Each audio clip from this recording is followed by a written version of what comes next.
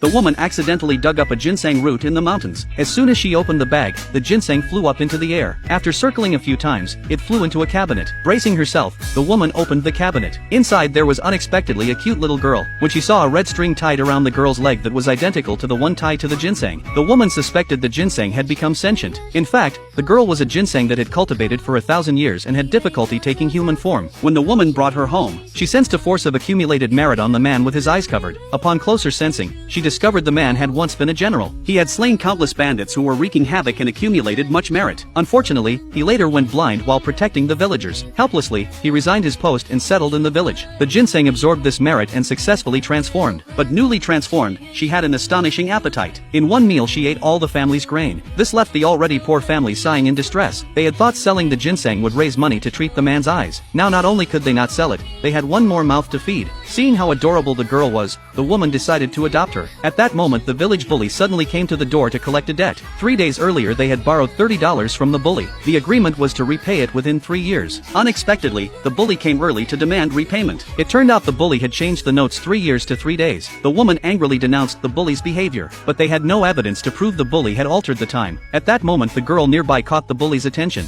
He planned to use the girl as collateral for the debt. She bit him hard instead. Just as the bully was about to strike the girl, the brother charged forward with a broom in his hand. Seeing the family surge forward with such resolve, the bully had no choice but to give them 3 days. If they still had no money then, they would have to hand over the girl as payment. After saying this he cursed and stormed off. Thinking about having to repay in 3 days, the family wore sullen faces. The girl told them not to worry. The next day the family went up the mountain to dig for medicinal herbs. After digging for a long time they couldn't find a single useful herb. The little girl only asked about one tree, and soon dug up something that looked like a tree root. The woman took it and was immediately a little disappointed, feeling it was just an ordinary tree root. To cheer the girl up, they still took the root to the apothecary to ask its price. After examining it, the shopkeeper said it was a valuable medicinal herb. He offered $30 for the piece. The whole family was stunned. This scene happened to be seen by the bully outside the door. He realized the girl had the ability to find medicinal materials. He decided to use the IOU to snatch the girl back. The woman, having received the money, wanted to use it to treat her husband's eyes. The husband did not want to waste the family's money on his eyes again. After all, every doctor in town said his eyes could not be cured. The girl said she could cure him. Then she produced seeds of orca grass. As long as it bloomed, it could cure the man's eyes. Back home they sowed the seeds. Then the girl's hand swept across the seeds and left a patch of phosphorescence. Just as she was about to urinate on them to add nutrients, the bully arrived with the village head and a group of villagers at their door, threatening that if the money was not repaid today they would seize the girl as collateral. The woman had thought the village head would uphold justice, but the village head said he had checked the IOU and found no problem. It turned out the village head and the bully were relatives. The villagers, afraid to offend the head, sided with the bully. Helpless, the woman could only hand over the money she had just received.